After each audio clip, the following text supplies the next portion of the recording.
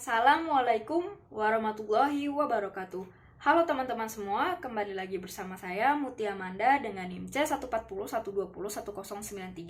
Pada video kali ini kita akan mereview materi fisiologi dan reproduksi praktikum dari materi 1 hingga pertemuan akhir. Selamat menyaksikan. Nah, sekarang kita masuk pada pekan pertama yaitu ciri seksual primer dan sekunder. Nah, definisi dari ciri seksual primer adalah perkembangan organ reproduksi ikan yang dapat dikenali dengan keberadaan organ yang berhubungan dengan proses reproduksi secara langsung seperti testis dan ovarium atau kita sebut gonad. Nah, sedangkan ciri seksual sekunder itu merupakan ciri yang nampak secara fisik seperti warna maupun bentuk dan lain sebagainya menurut Sari 2016. Nah, ciri seksual sekunder dibagi atas dua nih, ada dimorfisme dan dikromatisme. Nah, yang termasuk dalam dimorfisme adalah morfologi, ukuran, bentuk tubuh, dan organ khusus. Dan dikromatisme atau kroma, warna. Nah, itu adalah yang nampak dari luar warna dan corak. Sebelum kita masuk kepada pekan kedua, kita akan melihat cuplikan video perbedaan ikan koki jantan dan betina berdasarkan ciri seksual sekundernya. Jadi kita akan membedakan ikan koki berdasarkan ciri-ciri seksual sekundernya. Pertama-tama, ikan koki jantan itu memiliki tubuh yang lebih ramping daripada betinanya. Ini kita bisa dilihat ini yang mana yang lebih ramping. Yang ini nih, ini, dan ini yang paling besar. Ini betina. Tapi kita langsung lanjut ke analisa selanjutnya, yaitu lihat lubang anusnya. Apakah terlihat samar atau tidak? Ini kelihatan ya. Kemudian ini. Nah, pada pejantan di bagian sirip ini terdapat gerigi. Dan bisa kita rasakan. Karena ini ikannya kecil, jadi geriginya tuh tidak bisa terlihat gitu, teman-teman. Jadi yang ini jantan, dan ini betina, dan ini betina. Selanjutnya kita masuk kepada pekan kedua, yaitu organ reproduksi organisme akuatik. Nah, ciri seksualitas pada ikan ditunjukkan dengan adanya ovarium nih. Pada betina ditunjukkan dengan adanya ovarium, dan gamet jantan kita bisa sebut spermatozoa menurut Junior 2017. Nah, alur dari organ reproduksi ikan adalah reproduksi ikan melalui kelenjar kelamin atau gonad. Nah, kalau ovarium sendiri akan menghasilkan sel telur, sedangkan hormon testis akan menghasilkan sel sperma. Nah, kita bisa lihat hasil praktikum di sini. Di sini adalah moluska atau kerang. Nah, kita bisa lihat perbedaan jantan dan betinanya. Kalau pada jantan, insangnya tuh berwarna putih, putihnya itu berisi spermatozoa, dan pada betina terlihat kuning karena berisi sel telur. Nah, terus kita bisa lihat perbedaan yang paling mencolok itu dari insang dan bagian yang lebih menonjol pada bagian cangkangnya. Kemudian kita masuk ke tingkat kematangan gonad nih. Apa sih itu gonad? Gonad itu organ reproduksi yang berfungsi untuk menghasilkan sel kelamin atau gamet. Nah, cara mengetahui TKG yaitu dengan morfologi dan histologi. Morfologi mengetahui tampilan luarnya, dan histologi tampilan selnya dengan membuat preparat. Tujuannya apa sih? Yang pertama itu untuk mengetahui karakteristik pemijahan dan mengetahui waktu yang tepat untuk pemijahan. Jadi kita tahu nih karakter apa aja kalau ikan tuh mau memijah, dan kita tahu waktu yang tepat kapan ikan itu akan memijah. Kemudian tingkat kematangan gonad memiliki 5 tingkatan nih, yaitu TKG 1, 2, 3, dan 4 yang terjadi sebelum pemijahan, dan TKG 5 yang terjadi setelah pemijahan, atau kita bisa sebut fase salin menurut Muslisin 2014.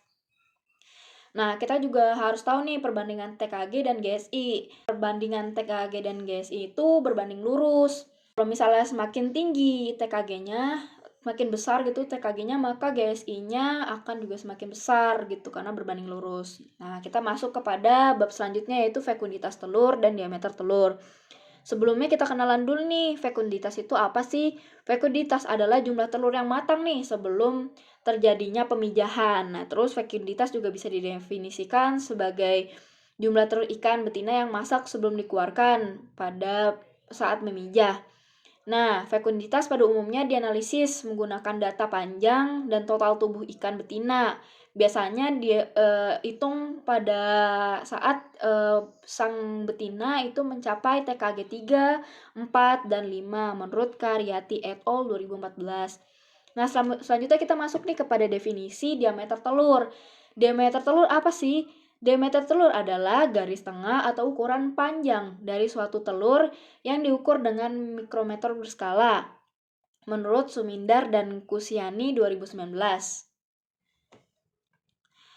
Terus, diameter telur ini juga bisa memperkirakan bahwa, eee, ikan ini sudah matang, gonadnya di tingkat TKG yang keberapa, seperti itu.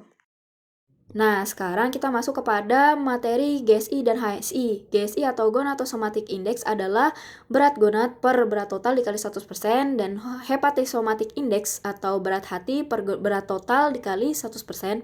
Nah, sekarang kita akan membahas hasil dari praktikum, yaitu diketahui berat gonad lele 0,34 gram, berat total ikan lele 214 gram.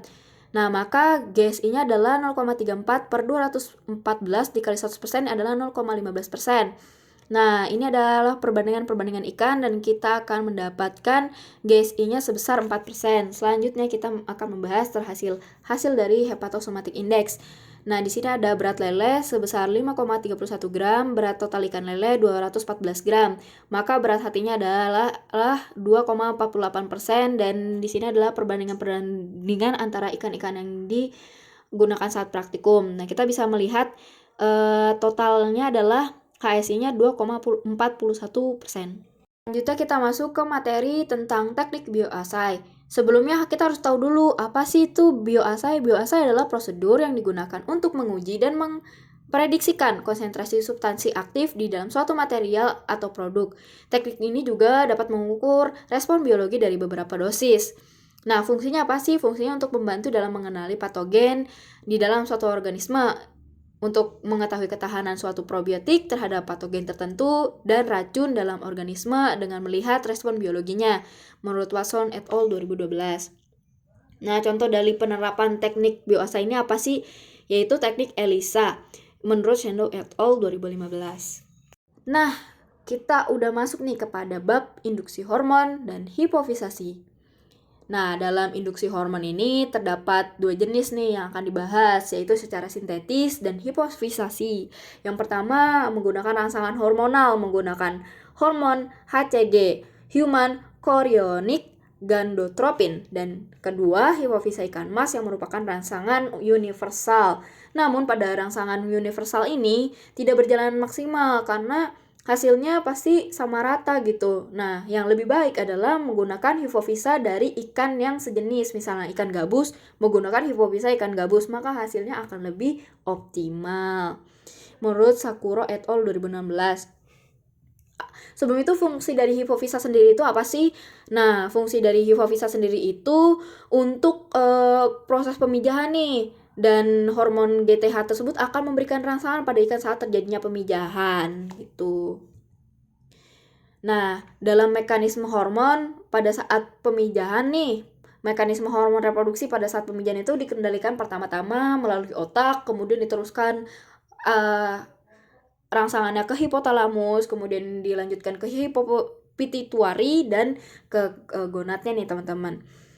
Kemudian salah satu metode yang digunakan juga untuk induksi hormon adalah metode induksi dengan hormon OODEF untuk pematangan gonad pada betina. Nah, sekarang kita masuk kepada bab seks reversal dan perwarnaan asetokarmin.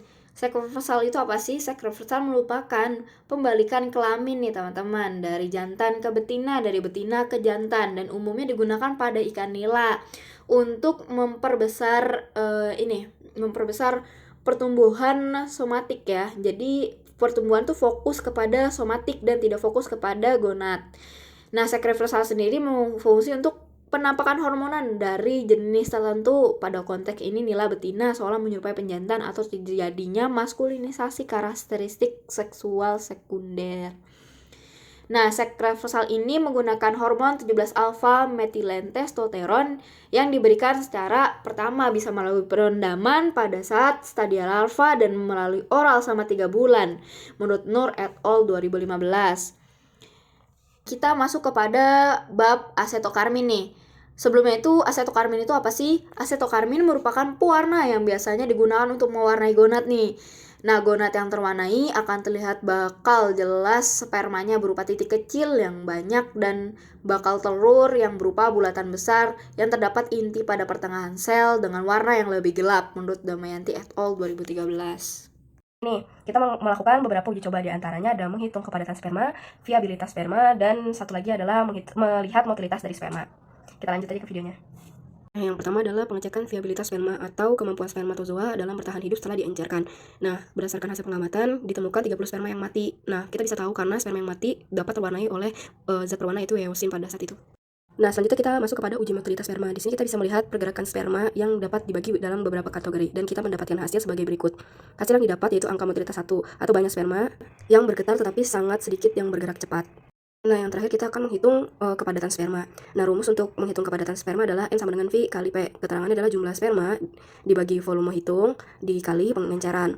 Nah, kita dapat mengetahui dari hasil pengamatan itu volume 4 kotak. V sama dengan 4 kali 1 kali 1 kali 0,1 yang kita dapatkan 0,4 mm pangkat 3. Nah, dan pengencerannya yaitu 100 kali. Nah, karena kita tidak tahu jumlah sel sperma dikarenakan kekurangan dalam foto saat mengambil di mikroskop, maka kita misalkan saja jumlah sperma adalah N per 0,4 yaitu volume pengenceran yaitu volume hitungnya dikali volume pengencerannya itu 100 kali dan didapatkan hasil 250 N. Seperti itu. Dan kotak-kotak di atas yang WW itu adalah kotak perhitungan di mana sperma yang kita ingin hitung. Namun, saya hanya mendapatkan 3 foto dan tidak valid untuk melakukan perhitungan. Nah, ini adalah daftar pustaka yang digunakan untuk membuat video pada kali ini. Terima kasih telah menonton. Kurang lebihnya mohon dimaafkan. Wassalamualaikum warahmatullahi wabarakatuh.